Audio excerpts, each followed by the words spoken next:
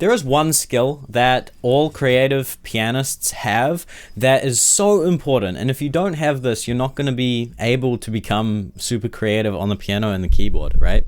So I'm going to show you what this skill is and how you can develop it. What is this number one skill? Well, it is quite simply the willingness to experiment and to sound bad on the piano. If you want to be creative on the piano, whether that's composing music or producing music using the piano or performing or whatever, if you want to be creative, you have to be willing to actually try random things out, to try things, to see how things sound, and to actually be willing to sit in the suck, if that makes sense, to literally make a sound and be like, oh, that sucks, or oh, that sounds bad, and to be okay with that.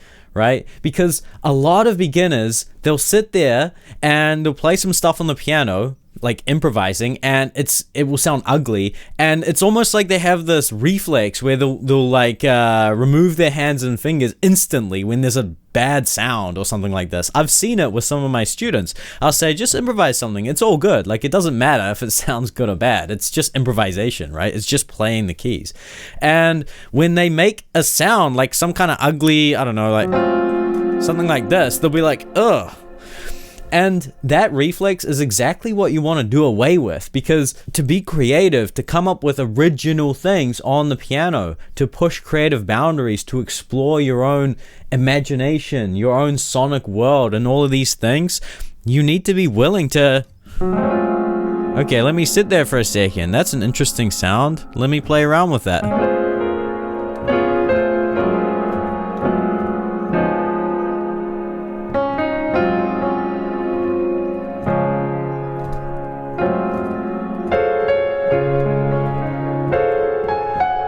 See, that was me taking this kind of somewhat ugly sound, right? And exploring it until I came up with this. Right?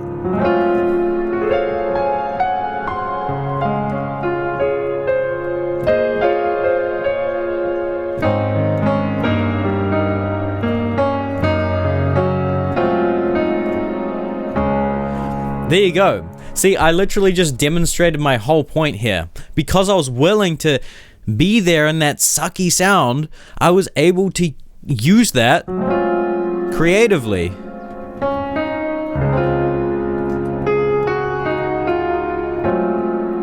Okay, so that is the skill that you want to develop. You want to have this kind of willingness to experiment and sound bad on the piano. Okay, so the first thing I wanted to mention here is that you want to develop this kind of like childlike curiosity and wonder for the instrument. Okay, see the instrument as this infinite playground, this kind of sandbox, right? Think of children. They are naturally creative, right? They are always in their imagination, and they are willing to goof around and look stupid and be cringe, right? That's kind of like how children are. But when we become adults, we like limit ourselves. We don't want to be awkward or weird or sound strange or things like this. And this translates when we're sitting at the piano. It's almost like we don't want to be bad, or we don't want to sound bad or create something ugly or something like that, right? So that is the first step, to develop this kind of childlike curiosity and wonder for the instrument. Like, even myself, I've been playing for like 20 years, and even now I'm kind of like unlocking this new hunger within to learn deeper music theory, to learn more. It's honestly an infinite journey. There's so much to learn in music, and I'm just so hungry again for musical knowledge and skills and wisdom, and I want to learn more about composition and theory and kind of like classical composition and orchestral cinematic composition and orchestration and all of these things. Like, there's literally so much to learn. So you want to develop that hunger, okay? Because when you have that hunger, that is what is going to drive you to want to learn things in music. So for example, if you hear something beautiful on the piano, like let's say that you hear this.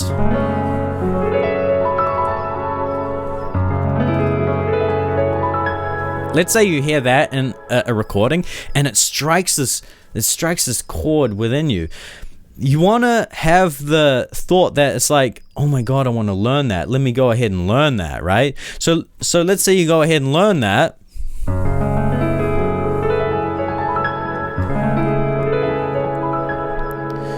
Right? Learning it itself, again, have this same skill where you're gonna sound bad while you're learning it, but that's how you get to the source, right? But eventually you're gonna discover that it's this, right? It's this kind of arpeggio pattern going up the keyboard.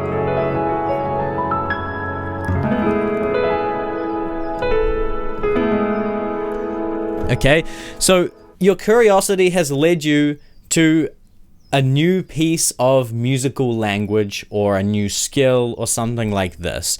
So you now have unlocked this move, okay? Let's say this is just like a hypothetical. Now, what you want to do with this new skill and new musical information is you want to experiment with it. You want to play around with it, okay? So one thing you can do is take this same idea and apply it to a different chord.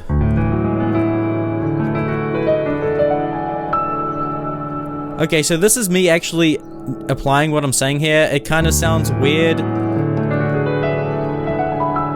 but that's okay, be willing to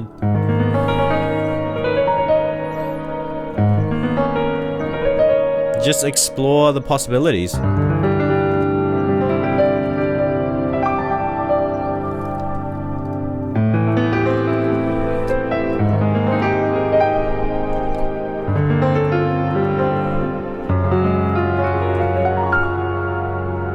And so when you do this is how you actually push your creative boundary, and this is how you start to explore ideas and come up with musical ideas that you can work with in your composition, in your production. With the piano and with music in general, when you learn something, it's kind of like only half the picture, right? When you learn something and practice the technique of that, okay, so let's say you've learned this.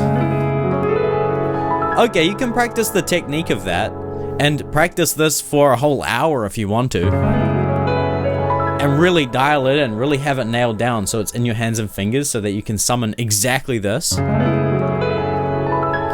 But if you really want to integrate this piece of musical language so that you can use it in the future when you're performing, composing, producing, or doing whatever creatively on the piano, you need to apply this information, okay? So application is honestly such a powerful way to make very quick progress on the piano.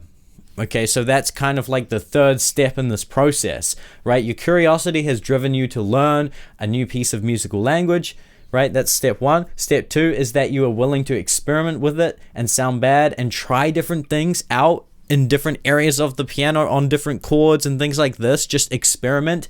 And there are no rules to that, by the way. Just literally experiment. My term for this is throwing fingers. I talk about this all the time in keyboard wizardry. It's where you just like throw your fingers down and just explore the keyboard, right? Using the new skills and musical information that you unlock. And then step three in the process is application, right? So actually applying that. So application is, there are a whole bunch of different ways to apply things. So you could apply it to a piece of music that you already know, or you could compose your own piece of music. So let's say we take this idea.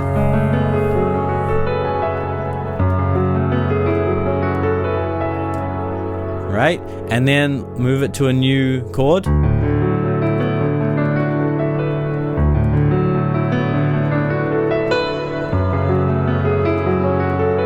Right? And now we've composed a piece of music.